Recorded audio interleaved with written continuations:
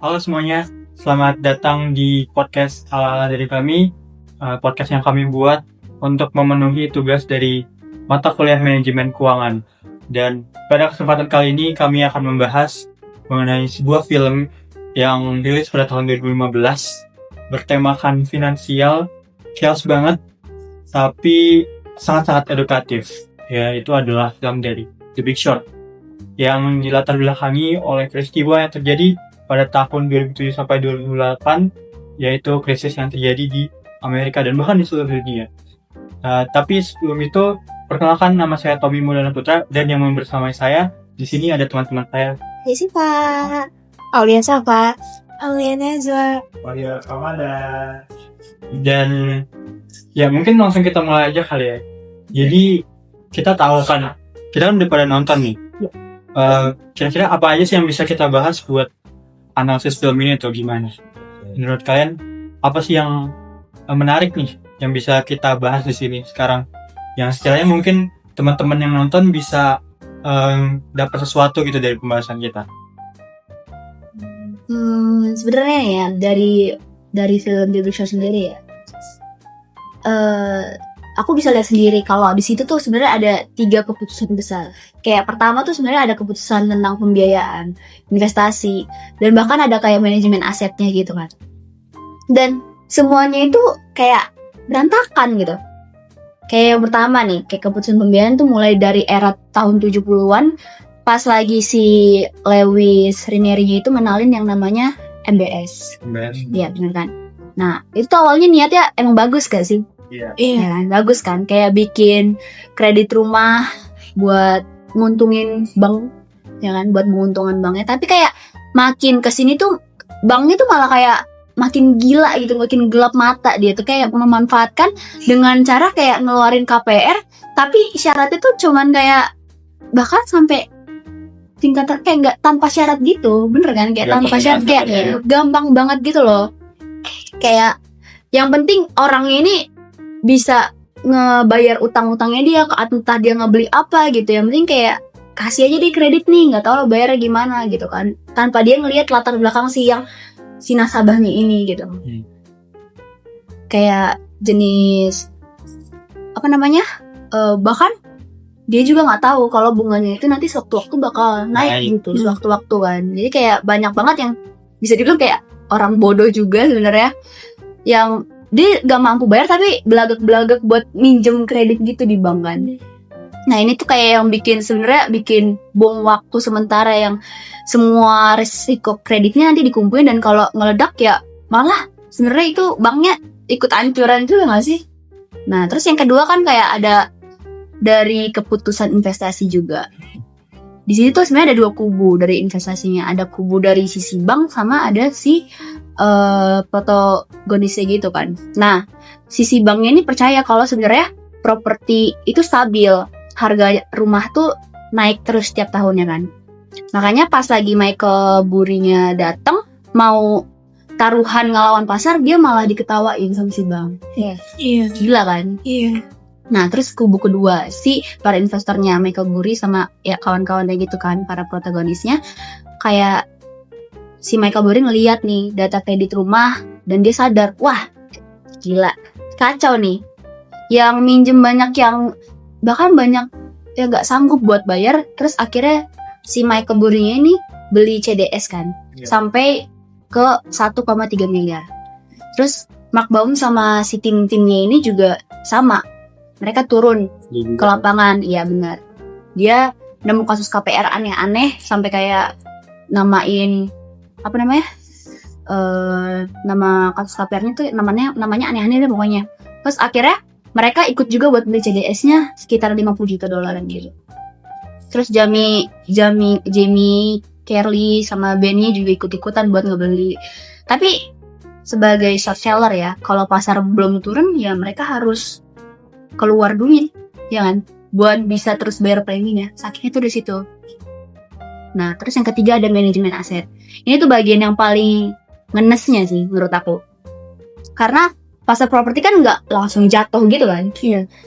Pasti para investor itu kayak harus jaga aset lancarnya dia kan, likuiditasnya itu supaya bisa dia di dalam taruhan itu ya mati duluan gak sih? Iya. Gila aja kan kalau mati duluan. Terus Michael Burry ini sampai kayak ngejual semua saham perusahaannya cuman buat bayar premi bulanannya karena dia beli CDS itu kan. Nah, si tim-timnya juga kayak si Charlie sama si Jamie juga harus ngejual sebagian dari asetnya supaya bisa ngekumpulin 80 juta dolar. Mereka kemudian kehabisan duit buat bayar si preminya. Ya udah, taruhannya ya harus ditutup kalau dia nggak bisa bayar preminya. Itu artinya kan rugi besar sebelum krisisnya beneran terjadi. Jadi intinya tuh kayak krisis 2008 ini tuh bukan kayak cuman soal pasar jatuh, tapi rangkaian keputusannya yang emang salah. Dari bank yang terlalu rakus sampai ke investor-investornya juga yang harus tetap bisa bertahan hidup, ya kan? Sambil nunggu bom waktu yang tadi aku bilang bakal meledak. Gitu. Tapi emang mortgage itu dibuat buat nguntungin bank banget sih. Mereka kan di tahun kalau nggak salah 70-an itu ya bank itu dibilangnya tuh pekerjaan yang sangat-sangat biasa banget. Terus sampai akhirnya dibuatlah ini sistem mortgage, itu yang bikin bankir tuh tiba-tiba kayak punya perahu, punya apa segala macam, emang menguntungin bank banget. Nah, ngomong-ngomong soal tadi keputusan, salah satu hal yang menarik itu yang aku lihat di film ini tuh keputusan dari Dr. Michael Burry-nya, di mana dia itu kan ngebaca satu-satu si mortgage-nya ini, dibaca listnya ternyata banyak yang gak bayar, terus kayak macet lah pokoknya bayar macet banget, trennya menurun. Dia memutuskan buat beli CDS. Itu kayak investasi utang kan. Kalau misalnya mereka gagal bayar, dia yang bakal dapat duitnya.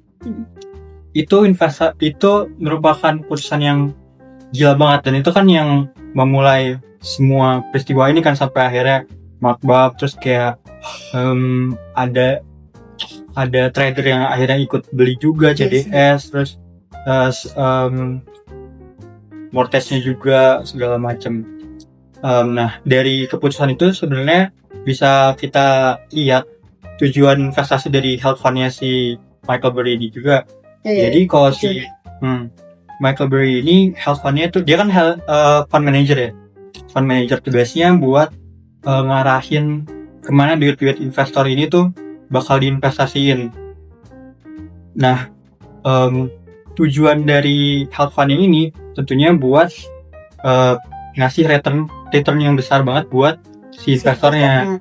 Nah, kalau yang kita tahu kan, yang saya tahu itu ada dua tipe, yaitu ada profit maximization sama ada yang value. Nah, kalau profit itu mereka tuh tend to buat nyari laba yang pokoknya jangka pendek, yang penting untung gitu. Cepat untung segala macam. Nah, si Michael Burry ini nggak kayak gitu, dia bukan fund manager yang kayak gitu. Dia lebih milih buat menjadi fund manager yang value maximization, di mana dia kan ngelihat kalau misalnya di sewaktu-waktu ini bakal runtuh gitu. Dan dan dia akhirnya berani buat bertaruh kalau ini tuh bakal runtuh dari hasil analisis dia. Dan makanya akhirnya kan dia bisa berhasil dapetin keuntungan susah itu buat para investornya, bahkan rela buat dicaci maki, bahkan ada yang sempat mau menghakimi juga, bawa ke hukum segala macam, tapi pada akhirnya kan dapat tuh investornya dapat return yang besar banget. Kayak gitu. Persenannya berkali lipat ya. Mungkin selanjutnya apa lagi nih bisa kita bahas dari film ini gitu? Aku sebenarnya pengen tanya sih, kalau menurut kalian kalau jadi Michael Burry tuh data apa sih yang bakal diperiksa buat nilai kualitas NBS-nya? Kalau aku yang jadi Michael Burry, kayaknya aku bakal ngeriksa data inti dari mortgage lenders dan dari para peminjam buat menilai kesehatan peminjam yang masuk ke dalam MBS ini. Jadi data-data yang pertama dilihat itu pasti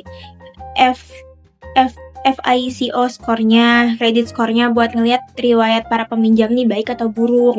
Terus ngelihat debt to income ratio-nya, itu tuh indikator buat melihat kapasitas pembayaran. Jadi kalau misalkan DTI-nya ini terlalu tinggi, ini berarti menunjukin secara finansial tuh udah tertekan dan rentan akan gagal bayar. Abis itu loan to value ratio-nya juga dicek buat nilai besaran pinjaman KPR-nya terhadap nilai properti.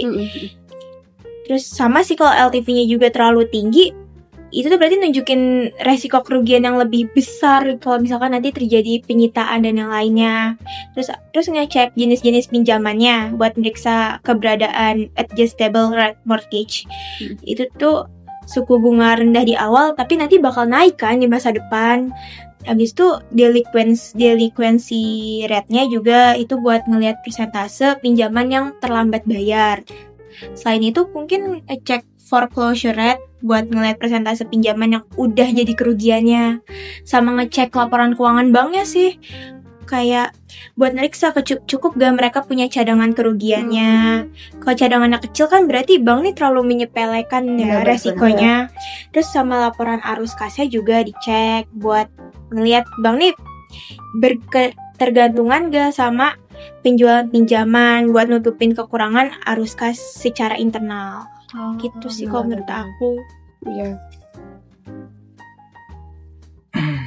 Oke, kalau menurut kamu gitu ya? Iya, kalau aku yang jadi Michael Burry-nya. Kalau gitu untuk aku pengen nanya sih, lebih ke nanya ke awal kan. Untuk rasio kan ada pasti bakal rasio keuangan yang relevan itu kan untuk menilai rasio keuangan yang gagal bayar hipotek prime gitu kan. Iya. Nah, menurut kamu nih jelasin gimana sih kayak kenapa gitu rasio-rasio keuangan ini tuh penting dalam memprediksi krisis di film ini gitu. Oke, jadi sebenarnya rasio yang tadi udah disampaikan sama Aulia Nazwa itu juga berhubungan sama rasio keuangan yang bakal kita bahas. Nah, jadi kalau kita mau menilai risiko gagal bayar pada hipotek subprime, ada beberapa rasio keuangan yang sebenarnya sangat membantu buat ngelihat tanda-tanda awal bahwa ada sesuatu nih yang gak beres gitu. Yang pertama itu ada debt to income ratio atau DTI. DTI. Nah, rumusnya itu adalah total uang dibagi dengan pendapatan kita per bulannya. Nah, ini tuh untuk mengukur apakah pendapatan seseorang tuh cukup untuk menutupi cicilannya atau enggak. Nah, kemudian yang kedua ini ada loan to value ratio. Nah, LTV ini yang tadi udah dijelasin. Nah, ini juga untuk melihat perbandingan antara jumlah pinjaman dengan nilai rumahnya. Jadi mengukur seberapa besar nih pembiayaan utang dibandingkan dengan aset yang dipunyanya. Nah, kalau LTV-nya tinggi berarti si peminjam tuh nggak punya banyak modal, dan karena harga rumah itu kan turun sedikit aja rumah tuh bisa langsung kalau misalnya lebih kecil gitu dari utangnya, bakal orang-orang tuh bakal mikir kayak ya ngapain bayar kalau nilai rumahnya juga udah turun gitu. Jadi kebanyakan orang mikirnya gitu ya.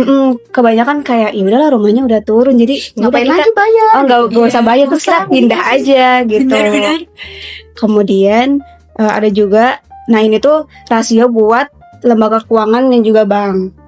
Namanya itu interest coverage. Nah, ini untuk mengukur seberapa kuat lembaga keuangan ini untuk membayar beban bunganya. Sama juga yang tadi udah disebut. Kemudian yang keempat ada non-performing loan ratio. Nah, rumusnya itu adalah kredit bermasalah itu dibagi dengan total kredit. Nah, ini tuh bisa langsung nunjukin tingkat kualitas kredit. Kalau NPL-nya itu terus naik, itu menunjukkan bahwa peminjam ini bakal gagal bayar. Oh, gitu ya, bisa ya kayak gini? Iya, bisa. Kemudian ada juga capital adequacy ratio. Nah, rasio ini tuh bakal nunjukin seberapa kuat modal bank buat menghadapi kerugian. Nah, kalau si R-nya itu rendah, bank itu rentan bangkrut dan juga kredit.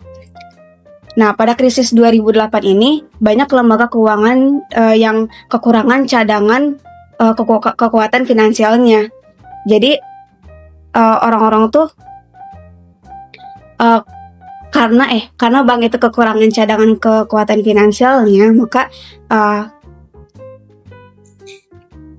gimana kayak mereka tuh karena di 2008 itu banyak krisis, jadi mereka tuh kekurangan cadangan finansial supaya tetap aman. Padahal kan cadangan itu harus ada biar mempertahankan bank tersebut. Nah, kenapa semua rasio ini penting? Itu karena krisis ini biasanya nggak muncul secara tiba-tiba, selalu ada polanya, kayak dimulai dari peminjam yang sulit buat bayar, kemudian rasio DTI dan LTV-nya itu bermasalah, kemudian kredit macetnya itu naik seperti NPL, terus juga bank tuh mulai kena tekanan, terus modalnya juga makin tipis, akhirnya sistem keuangan itu ikut goyah. Jadi rasio-rasio ini sebenarnya kayak alarm dini buat ngasih tahu kalau risiko gagal bayar itu udah mengumpul dan bakal terjadi di masa depan gitu. Ngomong-ngomong krisis yang bakal terjadi, gimana sih cara buat ngeramalnya gitu? Cara buat ngeramalnya, Krisis yang bakal terjadi gitu. ya kita kan tahu ya kalau di film ini Michael Burry itu orang pertama yang ngeramal gitu. Iya bener lagi. Ngeramal kalau Paling utamanya juga ngeramal ya. ngeramal kalau misalnya krisis itu bakal terjadi. Nah sebenarnya masuk sama apa yang udah dibilang tadi, ada polanya kan, ada polanya segala macam. Peramalan yang dilakukan sama Michael Burry ini tentunya kan bukan kayak ngeramal pakai bola biskuit gitu kan, Enggak yang asal-asalan. asal-asalan. Tapi dia ngeramal pakai konsep-konsep yang ada di ekonomi. Iya, lihat dulu. Mungkin kalau saya bisa ngelihatnya itu kayak ada dua yang mungkin lumayan dekat dengan apa yang bisa kita lihat di filmnya. Itu ada time series analysis, Yes. time analysis. Terus yang kedua juga ada causal effect.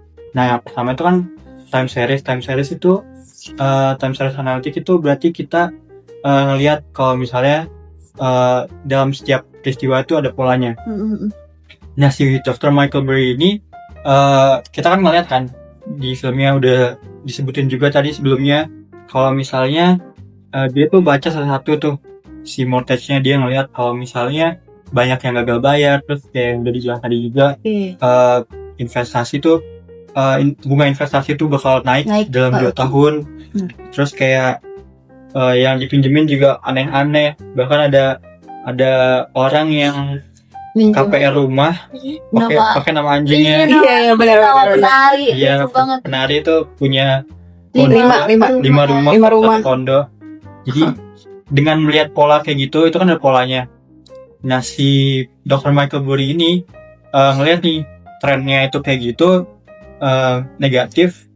Dari situ dia bisa ngelihat Berani. kalau misalnya kedepannya tuh bakal kayak gimana. Nah, itu tuh maksudnya time analysis. Jadi kayak di masa kayak gini tuh Udah kayak gini nih. berarti kedepannya tuh dia bakal kayak gini gitu. Iya benar. Nah, itu tuh time analysis. Nah, yang kedua itu bisa eratkan juga hubungannya dengan causal effect. Causal effect tuh sebab akibat, pakai pendekatan sebab akibat. Gampangnya tuh gini. Jadi kayak dia kan ada mortgage ya. Iya. Mortgage, MBS. MBS itu kan kumpulan dari mortgage yang dijadiin instrumen investasi. Iya. MBS-nya tuh kan jelek gitu. Banget. Kita bisa tahu isinya tuh jelek. Kalau MBS jelek atau mortgage itu jelek gitu, itu kan credit default. Bukan credit default, maksudnya default tuh bakal naik. Default tuh orang yang minjem tapi gagal bayar. Orang yang minjem tapi gagal bayar kan naik karena tadi gitu, validasinya tuh kurang. Yang orang yang minjem KPR tuh jelek banget. Jadi yang default tuh banyak banget, default tuh naik. Nah, kalau default naik berarti CDO dan juga MBS tuh bakal hancur. Yes. Kayak udah nggak ada nilainya dah. Kalau CDO sama MBS tuh hancur, maka sistem keuangan juga bakal hancur-hancuran juga, bakal hambur lah. Nah, itu kelihatan ya. Itu yang dimaksud tadi yang kayak causal effect. Jadi semuanya tuh ada sebab akibatnya gitu. Itu sih kayak peramalan yang bisa dilakuin sama Michael Burry itu di situ kayak gitu. Iya, ngomong time value money gitu kan. Saat beli CDS gitu kan si Michael Burry ini harus bayar premi berkala gitu. Nah, kenapa sih CDS itu dianggap murah saat itu? Jadi CDS dianggap murah itu karena nilai sekarang atau present value. Dari premi yang dibayar Dr. Burry jauh lebih kecil dibandingkan nilai ke depan, future value. Dari potensi pembayaran besar ketika obligasi gagal bayar, nah si Burry ini hanya membayar premi kecil secara berkala. Jadi kayak misalkan eh $2.000 terus besok $2.000. Oh, jadi nggak langsung gede gitu ya? Nggak langsung gede, jadi kayak bertahap. Oh, Kayak angsuran kecil gitu lah ya. Namun payout yang dapat dia terima di masa depan sangat besar. Kayak semisalkan hari ini bayarnya preminya itu kayak bilang tadi 2.000. Nah, nanti pas dia dapat yang dia terima itu jauh lebih besar, Kali-kali lipat. berkali-kali lipat, lebih banyak. Nah, setelah didiskonto menggunakan tadi time value of money, nilai sekarang dari premi itu sangat rendah. Dan kenapa? Sedangkan nilai harapan dari payout tuh sangat tinggi kayak. Karena resiko sebenarnya tuh jauh lebih besar dari dipikirkan pasar.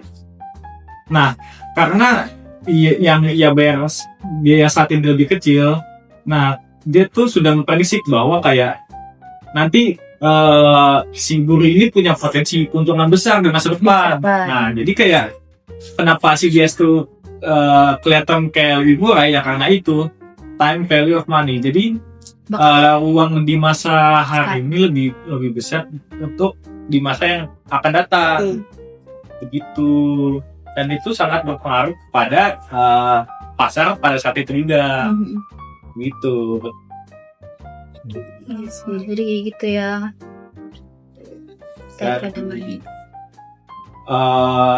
Mungkin lanjut saja kali ya. Pada saat itu bank tuh menggunakan pendanaan jangka pendek. Oh iya. Kayak misalkan orang tuh biasanya minjem tuh uang jangka panjang. Tapi orang-orang pada saat itu minjemnya pada Jangka pendek. Kayak Dia ngembaliinnya juga harus cepet ya. Iya, itu tuh karena orang-orang tuh mau membeli aset jangka panjang seperti kayak tadi itu mortgage securities MBS. Ini menimbulkan kesalahpahaman struktur pembiayaan. Nah, dampaknya apa? Jadi dampaknya itu banyak. Yang pertama tuh ada ya liabilitas jatuh tempo lebih cepat. Tapi aset baru menghasilkan uang dalam waktu lama. Jadi kayak misal bayar temponya udah cepat, tapi yang dia hasilkan dari pembayaran jatuh tempo itu masih lama banget, masih kayak beberapa tahun lagi. Sedangkan jatuh tempo itu udah di saat itu juga udah cepat. Jadi kayak bisa yang dihasilkan itu kayak belum ada hasilnya. Nah, terus yang kedua, ketika pasar kehilangan kepercayaan, pendanaan jangka pendek ini tidak bisa diperpanjang. Jadi kayak misalkan jangkanya dalam setahun, ya udah itu setahun aja, nggak bisa diperpanjang. Jadi kayak cuman ya udahlah segini-gini aja, nggak bisa diperpanjang. Dan terus ya misalkan mau bayar lagi ya udah kelewat itu temponya kan, nggak bisa lagi. Iya. Terus yang ketiga, ada bank tiba-tiba butuh uang tunai besar. Nah, ini aneh nih, tapi aset jangka panjang tidak bisa dijual cepat tanpa kerugian besar. Jadi kayak walaupun dia ada punya aset yang emang umur ekonomisnya lebih pendek dan itu nggak bisa dijual karena kalau belum ada kerugian ya nggak bisa dong secara pikiran. Dan lalu yang keempat ini ada hal yang menyebabkan krisis likuiditas. Jadi kayak semisal bank tuh nggak bisa bayar kewajiban, jadinya bank itu bangkrut kan. Kayak misalkan kalian punya suatu utang. Jadi kalau misalkan kalian bayar terus beberapa bulannya kalian nggak bisa bayar lagi, nah itu tuh hal yang bikin kalian kayak merasa udah capek-capek nih bayar, tapi pada akhirnya nggak bisa bayar juga. Dan akhirnya kayak kita merasa rugi gitu.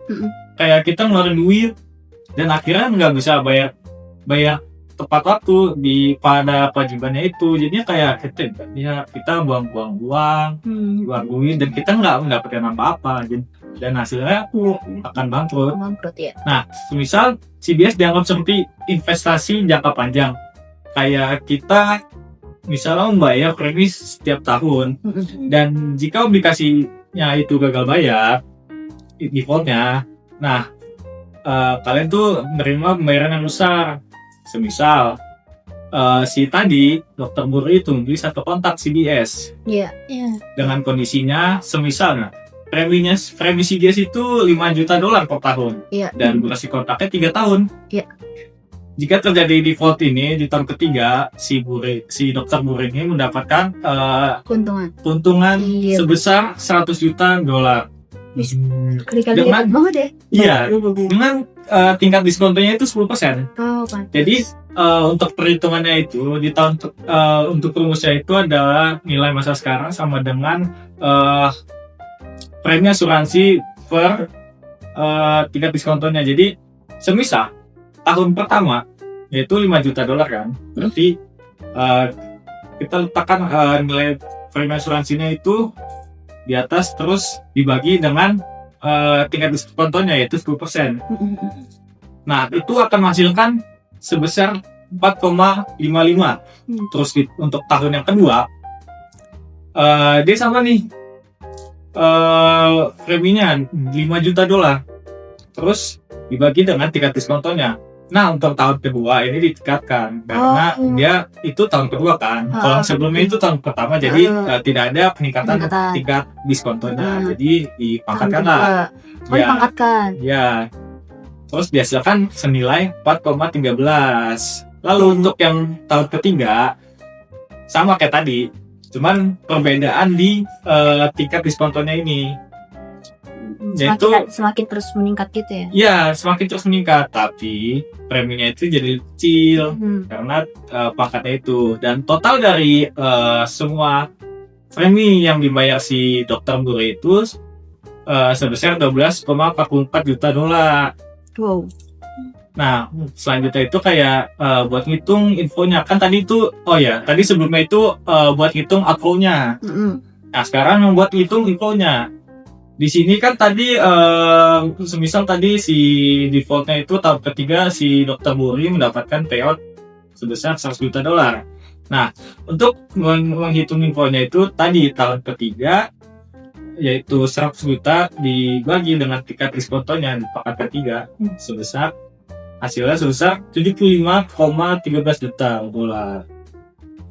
Nah, itu karena NPV positif besar, CDS adalah investasi yang sangat layak. Yes. Nah, maka dari itu si dokter Muri ini milih Buat beli CDS. Iya, betul. Nah, kurang lebih untuk gambarannya seperti itu. Dari modalnya. Iya. Nah, tapi masalahnya kan pada saat itu nggak semua investornya tuh tahu gitu, ngerti kalau misalnya itu tuh investasi yang menguntungkan. Jadi sebenarnya ya hasil analisisnya benar, daftar belinya benar, dan dia tahu kalau itu menguntungkan banget, tapi dia nggak bisa ngeyakinin banyak orang kalau itu tuh bakal ngasih return yang bagus banget. Akhirnya ya itu tadi investornya banyak yang marah, banyak yang bahkan narikin duit, bahkan investornya juga sampai dokter Muri ini bisa kayak nahan investornya buat narikin duitnya dari perusahaan dia. Karena takut gak sih? Iya, takut. Iya kan? Ketar-ketir dong dia kalau investornya pada Ya, naik gitu kan. pastinya kalau kita nggak ngerti dengan konsep investasi yang kayak tadi udah dijelasin, ya takut dong. Iya, Takut. pasti. Iya. Selanjutnya kita apa nih? Ada apa nih? Dari, Kira-kira yang bisa dibahas lagi. tapi tadi ya dari indikator likuiditasnya gitu ya. Penasaran sih sebenarnya. Apa sih yang bakal dapat memberi peringatan gitu sebelum krisisnya terjadi tuh apa gitu? Peringatan apa gitu?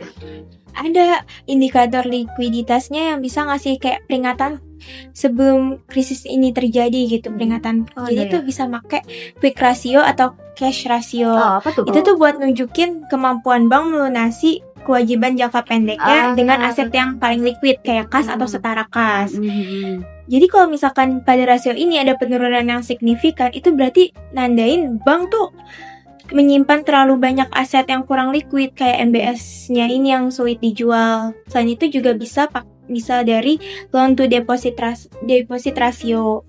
Itu jadi kalau misalkan rasio ini terlalu tinggi, berarti ini tuh menunjukin kalau bank tidak membiayai pinjaman jangka panjangnya kayak MBS-nya, tapi kayak MBS-nya menggunakan sumber dana yang stabil dari simpanan nasabah, tapi mereka mengandalkan pinjaman jangka pendek yang nggak stabil dari pasar uang. Jadi pasar ini bisa aja tiba-tiba mengering gitu secara mendadak kayak yang kejadian di tahun 2008. Ini bisa juga yang itu kayak dikenal sebagai funding risk. Jadi masalah intinya tuh bank nih ngelakuin pelanggaran kan prinsip manajemen modal kerja yang dikenal sebagai maturity mismatch, ketidaksesuaian jangka waktu. Jadi tuh bank-bank ini ngegunain aset jangka pendeknya buat ngebiayain aset jangka panjang. Jadi ketika pasarnya runtuh, nilai MBS-nya anjlok dan kualitas aset banknya buruk. Jadi pada saat yang sama tuh kreditur dan nasabah tuh mulai narik dana. Jadi bank nggak punya cadangan cukup aset aset liquid buat memenuhi permintaannya, buat ngebayar si krediturnya itu. Jadi hal inilah yang menyebabkan gagalnya bayar likuiditas. Jadi menjadi ada keruntuhan, jadi ada krisis itu. Ya sih, benar sih Kan itu kan resiko-resikonya gitu ya, kan. resikonya, tapi banknya tuh malah ngelanggar kan. Ya menurut aku juga ada dari risiko-risiko tadi tuh, menurut aku juga ada 3 lagi risiko utama dari film ini. Kayak pertama ada risiko kredit gitu. Menurut aku tuh kayak sebenarnya ada 3, risiko kredit, risiko pasar, sama risiko likuiditas. Ini tuh kayak saling nyambung gitu. Dia berkesan kayak nyambung gitu lah pokoknya. Yang pertama nih kayak risiko kredit kan. Risiko kredit itu kayak masalah paling sumbernya tuh ya di sini, di risiko kredit ini. Karena kan bank waktu itu kan bagi-bagi KPR ya. Kayak bagi-bagi brosur gak sih? Ke siapa aja dibagi gitu kan KPR-nya kan. Enggak dia cari tahu dulu dia gimana sih gitu kan. Enggak ada syarat apa-apa gitu, enggak lihat kemampuan bayarnya gimana juga enggak dilihat gitu. Bahkan ada yang make nama anjing tadi gitu kan, aneh banget kan. Terus kayak jadi kayak otomatis banyak juga peminjam-peminjam yang sebenarnya itu mereka nggak bakal bisa mampu buat bayar cicilan itu dalam jangka waktu panjang gitu. Nah justru dari kekacauan ini nih, Michael Burry nih kayak peluang nih, lihat nih, peluang banget nih. Ke teman-temannya juga dia bilang gitu kan, wah peluang gede nih. Makanya mereka mikir kan kayak kalau kredit banyak nih yang macet nih, obligasinya kan bakal jatuh. Terus kayak saat itu juga bank harus bayar si Michael Burry-nya gitu kan. Nah makanya kayak, dan benar aja pas lagi tahun 2008 tuh ya meledak Burry. Si Michael Burry-nya ini yang bener-bener dapat cuan banget guys. Sampai berapa persen kali lipat itu kan, sampai 2,69 miliaran dolar gitu kalau nggak salah. Nah si Mark Boom juga hampir tembus 1 miliar malah dari risiko kredit ini. Karena emang ya risiko kredit itu sebenarnya yang risiko yang paling menguntungkan mereka. Ya kan? Nah terus yang kedua ini ada resiko pasar. Dari resiko pasar sendiri ya bisa dilihat ya paling beresiko sebenarnya ya. Ini kayak yang paling bikin mereka stres tuh juga ya risiko pasar ini. Karena meskipun kayak data bilang pasar bakal jatuh, tapi kenyataannya tuh harga properti kan terus naik gitu kan. Kayak para bank juga bilang pasar aman, stabil, sampai ngatain si Michael Burry sama teman-temannya gila gitu kan. Nah, masalahnya selama pasar belum turun, si investornya ini harus tetap bayar terus premi-nya gitu kan tiap bulan buat mempertahankan si posisi mereka ini, posisi taruhan mereka ini supaya mereka nggak rugi gitu kan. Jadi si Michael Burry ini harus ngejual semua saham perusahaan cuma buat bayar biaya itu tadi. Kalau pasarnya yang nggak jatuh-jatuh ya bisnis ya habis dong modal mereka. Kalau pasarnya yang nggak jatuh-jatuh, kayaknya kan dia harus cari kesempatan di situ kan, di pasar itu kan. Kayak mereka kayak ketar-ketir, aduh pasarnya gimana nih pasarnya gitu. Nah, terus yang terakhir kayak resiko likuiditas tadi. Ini soal kayak masih ada duit nggak sih buat bertahan. Kayak karena bayar premi CDS itu kan kayak bayar langganan gitu kan, harus dibayar terus gitu. Cuman versinya ya lebih mahal. Kalau kehabisan dana ya taruhan mereka ya harus ditutup dong sebelum waktunya, dan itu artinya kan rugi besar kan. Nah makanya si Buri sama timnya ini mati-matian banget buat ngejaga dia harus tetap punya aset. Kalau mereka kehabisan aset lancar mereka, likuiditas mereka itu, ya mereka nggak bakal dapet cuan sama sekali saat pasarnya nanti akhirnya kolaps gitu. Jadi intinya tuh kayak 3 resiko ini yang bakal bikin situasinya itu ketar-ketir banget, kayak tegang banget, kayak aduh gue untung gak sih sebenarnya, aduh pasarnya gimana nih, kreditnya jelek, pasarnya ngeyel, nggak turun-turun gitu kan, dan likuiditasnya juga makin tipis. Tapi ya siapa yang kuat mental nggak sih bertahan sampai akhir ya, yang penting ya dia ya bisa dilihat ya nanti yang menang besar tuh siapa. Iya.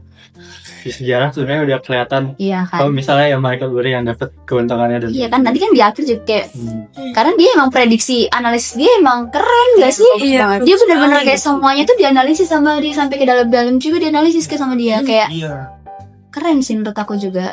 Terus gimana sih cara buat evaluasi dari kelayakan menggunakan NPV sama IRR tadi? Oke, seperti yang Ngomong-ngomong sebelumnya tadi time value kan. Ya. Nah, itu tuh yang kayak disebut tadi sebelumnya, net present value itu menghitung nilai dasarnya kayak tadi 5 juta dolar per tahun dengan durasi kontrak 3 tahun. Dan itu tuh tadi tuh sebenarnya ada kekurangan, dan nilai yang tadi yang semisal kayak nilai present value outflow-nya dengan present value inflow-nya itu kurang. Jadi net present value sama dengan present value inflow dikurang dengan present value outflow, dan menghasilkan tadi itu infonya sekitar 75 juta dolar dan outflow-nya itu sekitar 12 juta dolar, dan menghasilkan pengurang itu 62 juta dolar ya. Dan di sini kenapa si Buri ini kayak melihat kayak peluang, wah ini peluang nih biar bisa dapat keuntungan yang sangat besar walaupun yang dikeluarin biaya cuman kecil. Nah itu karena si Buri tadi sudah memperhitungkan semuanya, dan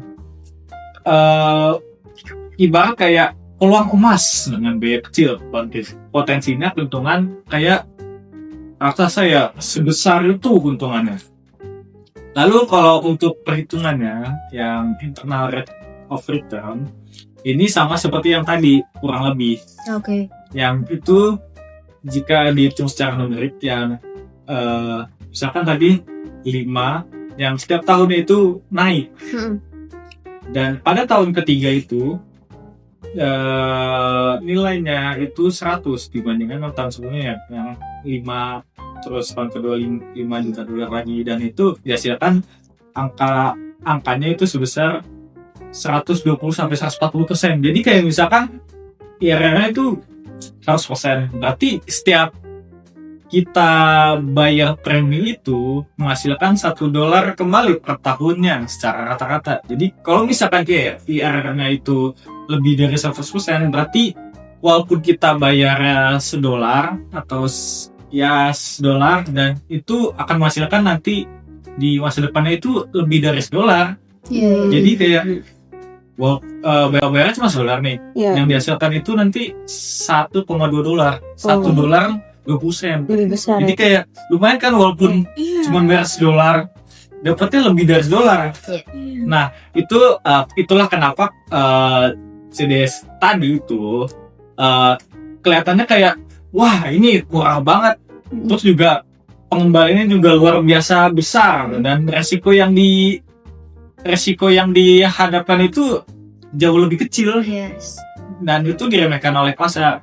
Jadi si MPV ini bernilai sangat positif, menunjukkan potensi keuntungan yang jauh lebih besar daripada biaya preminya tadi, dan IRR yang sangat tinggi menggambarkan tingkat pengembalian yang luar biasa. Dengan analisis si Dr. Buri tadi, time value of money dengan menggunakan konsep NPV dan IRR, wajar kalau si Dr. Buri ini melihat CDS-nya itu kayak wah peluang besar dengan biaya yang kecil, tapi nilai harapannya sangat Keuntungannya tinggi. besar. Ya betul, keuntungannya besar. Dan kemudian terbukti benar saat pasar runtuh. Iya, emang ya gongnya di situ ya. Kayak mendadak. Lihat pasar ya. Iya, cerdas banget dia. Makanya semua tuh butuh perhitungan. Makanya si dokter ini emang orang yang sangat cerdik, Iya. sangat pintar. Dia benar-benar mempertahankan banget gitu ya dari awal ya, buat mempertahankan Iya. investor juga buat nggak narik dananya gitu kan. Iya, betul. Potensi yang dia lihat juga tuh kayak, wah ini kalau misalkan potensi ini dilewatkan sangat disayangkan. Iya. Kalau misalkan investor udah kayak tarik duluan ya gimana lagi, udah nggak bisa lagi kan. Iya. Mau ngapain juga. Nah itu dia tadi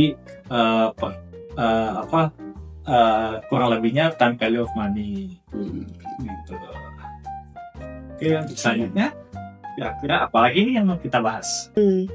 Harga saham bank-bank juga kayak seperti Lehman Brothers itu kan anjlok tajam gitu kan. Iya, Analisis faktor fundamental dan sentimentalnya juga kayak yang menyebabkan penurunan ini tuh menggunakan teori valuasi saham gitu. Iya. Itu gimana tuh? Nah, mungkin aku bakal jelasin dulu ya maksud dari teori valuasi saham. Jadi, itu tuh proses untuk menentukan nilai intrinsik atau nilai wajar suatu saham yang untuk membantu investor membuat keputusan untuk investornya kemana ya. Investasinya itu kemana. Oh, jadi ini lebih ke investornya. Iya. Nah, metode ini tuh dibagi menjadi dua kategori. Yang pertama ada valuasi absolut dan yang pertama ada valuasi absolut, yang kedua ada valuasi relatif. Nah, pada puncak krisis di 2008 seperti di film itu, harga saham-saham bank itu kayak Lehman Brothers itu kan jatuh bebas. Nah, kenapa sih bisa seanjlok itu? Nah, kita bisa lihat dari kacamata teori valuasi saham tadi. Nah, faktornya itu ada faktor fundamental dan juga sentimen pasar. Nah, yang pertama dari sisi fundamental itu valuasi saham itu pada dasarnya mengukur seberapa besar kemampuan perusahaan untuk menghasilkan keuntungan di masa depan gitu. Jadi kalau misalnya, begitu ada kabar muncul bahwa aset-aset Lehman itu kayak MBS dan juga pinjaman subprime-nya nilainya itu jatuh dan jadi bakal banyak yang gagal bayar, otomatis proyeksi arus kas di masa depannya juga bakal runtuh. Dan kalau arus kas masa depannya itu runtuh, maka nilai wajar sahamnya juga bakal turun. Orang tuh jadi sadar kayak, oh perusahaan ini ternyata nggak sekuat dari kelihatannya gitu. Jadi teori valuasi ini, kalau misalnya discounted cash flow-nya itu memburuk, akibatnya risiko naik, terus arus kasnya juga turun dan valuasi itu ikut jatuh. Nah, itu yang fundamental. Kalau yang sentimen pasar ini sebenarnya sering lebih cepat mempengaruhi harga saat rumor bangkrutnya Lehman itu makin kuat. Kan Lehman itu bangkrut ya. Iya. Nah, Itu bangkrut. kemudian investor tuh mulai panik. Terus mereka langsung jual secara besar-besaran saham mereka gitu. Panik. Iya, karena panik kan. Karena itu tuh karena adanya ketidakpastian yang naik, investor itu minta imbal hasil yang lebih tinggi. Tapi karena prospeknya itu makin jelek, harga sahamnya juga makin turun. Jadi mereka itu menyesuaikan dengan resiko yang baru itu. Jadi semacam kayak efek bola salju gitu, kayak semakin banyak orang yang takut, semakin banyak orang yang jual, dan semakin orang banyak yang jual saham itu, maka sahamnya juga makin anjlok karena banyak yang jual gitu. Jadi intinya kalau harga saham Lehman itu jatuh karena kombinasi antara kondisi fundamental yang udah rusak parah banget, kemudian juga sentimen pasarnya itu negatif banget. Nah, fundamentalnya tuh bilang perusahaan ini gak punya nilai setinggi dulu, sementara sentimen pasar itu mempercepat kejatuhan itu lewat panic selling. Jadi kedua-duanya tuh sama-sama bikin valuasi saham Lehman itu benar-benar gak bisa diselamatkan. Jadi turun seanjlok-anjloknya. Gitu. Ya, jadi kayak gitu. Kalau misalkan itu terjadi, bayangkan. Ngomong-ngomong, jadi gimana sih tadi si sekuritisasinya itu bisa menyembunyikan risiko kredit dan dampaknya terhadap yield gitu? Sekuritisasi itu kan proses penggabungan aset ya Iya. ke dalam satu wadah gitu, dan kemudian menerbitkan obligasi baru kayak MBS atau CDO, collateralized debt obligation itu yang didukung sama arus kas aset tersebut. Jadi menggabungkan gitu. Nah, proses si sekuritisasinya menyembunyikan resiko tuh ada beberapa mekanismenya lah. Yang pertama tuh ada pembagian tranche atau itu lapisan. Jadi tuh aset-aset yang mendasarinya tuh dipecah jadi beberapa kelas resiko yang disebut si tranche tadi, lapisan. Yang pertama tuh ada tranche senior. Itu tuh resikonya paling rendah tapi prioritas dia tuh yang paling tinggi. Nah, yang kedua tuh ada tranche mezanin. Itu yang resikonya menengah. Dan yang terakhir tuh ada tranche equity atau junior. Dia nih yang resikonya paling tinggi tapi bisa menanggung kerugian paling pertama. Oke. Terus yang kedua tuh mekanisme ilusi keamanan. Tranche tingkat senior tuh dapat peringkat kredit AAA. Itu tuh peringkat tertinggi dari lembaga pemeringkat seperti SP atau Moody's. Bahkan jika sebagian besar pinjaman si KPR ini mendasarinya ini berkualitas rendah atau subprime itu, tapi karena dia yang paling prioritas ya, jadi tuh tranche junior justru yang berfungsi sebagai penyangga tranche senior. Jadi tranche senior tuh nggak akan mengalami kerugian sampai seluruh si tranche junior habis dulu, tergerus oleh default. Terus yang terakhir itu mekanisme yang ketidaktransparan atau due diligence yang buruk. Sekuritisasi menciptakan jarak antara pemberi pinjaman dengan investor yang membeli obligasi. Investornya tuh nggak lagi berinteraksi dengan peminjam, jadi harus mengandalkan peringkat kredit doang. Jadi dia nggak tahu, nggak saling berhubungan antara investor dan peminjamnya. Jadi kan kalau kayak gitu bener-bener gak ada transparansi ya. Jadi bukan melakukan pemeriksaan kualitasnya sendiri gitu si investornya. Jadi bener-bener mereka cuma mengandalkan peringkat kreditnya. Terus dampaknya sama yield itu, kan peringkat kredit paling tinggi tuh yieldnya paling rendah dong, ya kan? Nah, karena tranche senior secara artificial kan palsu ya, mendapatkan peringkat kredit tinggi yang AAA, jadi obligasinya dianggap aman. Kan? Nah, biasanya obligasi yang aman tuh menawarkan yield yang relatif rendah. Nah, yang terakhir tuh resiko yang tidak proporsional. Investor membeli obligasi aman yang katanya aman berperingkat AAA dan memberikan yield rendah, tetapi justru tanpa mereka sadari itu tuh obligasi yang memiliki resiko jauh lebih tinggi daripada yang ditunjukkan oleh peringkatnya. Jadi ketika peminjam KPR gagal bayar secara massal, berarti peringkat AAA dari tranche senior pun runtuh dan menyebabkan kerugian besar. Jadi itu jadi mungkin singkatnya, sekuritisasi ini mengemas pinjaman beresiko menjadi produk yang terlihat aman karena berperingkat AAA, dijual dengan yield rendah, namun ternyata tuh sebenarnya resiko tinggi yang tersembunyi itu banyak banget. Tuh, iya benar-benar. Dilihat juga dari tadi kayak banyak banget masalah-masalah dan risiko awalnya ya, kayak tadi sistem penilaian buat kreditnya juga nggak dilihat secara teliti, nggak di riset dulu si peminjamnya tuh kayak gimana. Nah, kalau misalnya kasus ini itu ada gitu, kalau misalnya kasus ini di tahun 2008 itu udah ada AI ataupun big data, itu pasti lebih detail lagi gitu, karena AI itu bisa membaca data-data dengan lebih cepat, atau bisa dikatakan dengan vintage financial technology. Nah, AI ini bisa membaca ribuan data perilaku keuangan peminjaman dari mulai transaksi kredit sampai pola pembayaran tagihannya. Jadi lebih jelas gitu kalau misalnya ada AI di saat itu juga.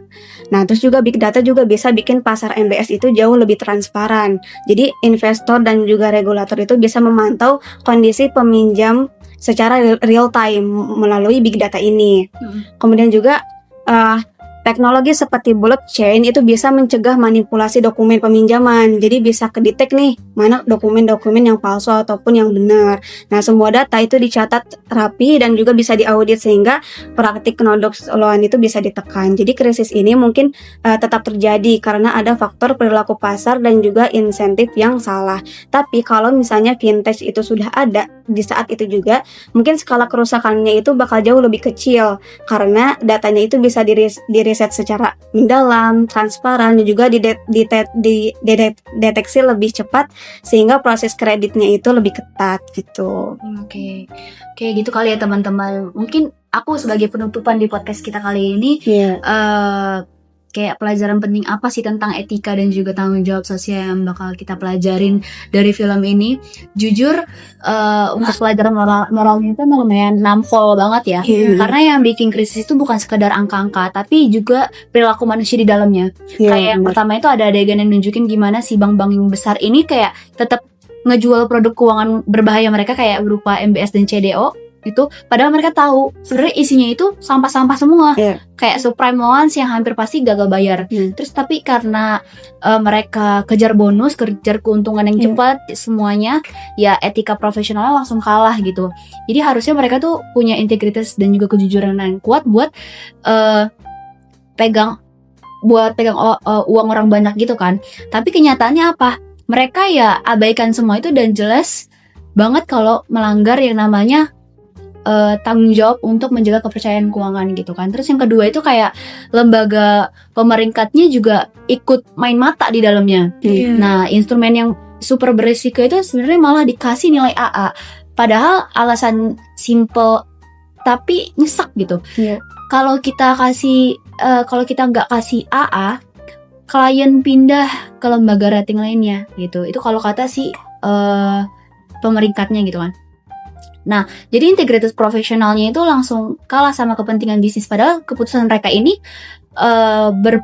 berpengaruh langsung gitu ke ekonomi dan kepercayaan publik. Ini kayak dokter tahu obatnya bahaya tapi tetap diresepkan karena takut pasiennya pindah ke dokter lain. Nah, yang ketiga ini kayak yang paling penting manusiawi ini momen ketika si Mark Baum ini akhirnya sadar kalau keuntungan mereka itu sebenarnya datang dari penderitaan orang banyak. Banyak keluarga yang kehilangan rumah, kehilangan pekerjaan, dan hidupnya itu hancur. Makanya dia bilang, ini bukan kemenangan, tapi ini bencana. Itu yang dibilangin. Dan itu kayak nunjukin kalau dunia keuangan itu ada tanggung jawab sosial yang gak boleh untuk diabaikan. Bukan cuman soal uang gitu. Nah, intinya kesimpulannya The Big Short ini benar-benar kayak nggak hanya mengisahkan tentang krisis keuangan pada tahun 2008. Ini bukan cuman kayak soal ekonomi yang jatuh, tapi ini juga soal moral. Moral yang runtuh. Keputusan-keputusan tanpa etika itu bisa malah berdampak ke jutaan banyak orang. Yang jadinya jadi di dunia keuangan, bahkan di dunia profesional itu secara umum etika itu bukan sebagai pelengkap lagi, tapi justru etika itu adalah kompas. Kompas itu kayak tanpa kompas ya semuanya itu bakal bisa hancur gitu. Hilang arah udah. Ya mungkin kayak emang terkadang kita juga harus melihat semua aspek ya. Ya mungkin itu aja sih dari aku. Mungkin teman-teman ada yang tambahin atau ada yang kurang atau gimana? Mungkin itu aja kali ya yang bisa kita bahas di podcast kali ini.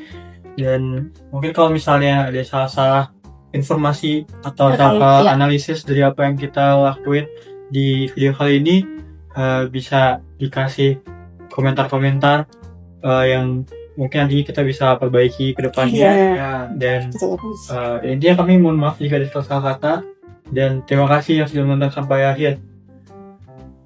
Bye. Bye, terima kasih.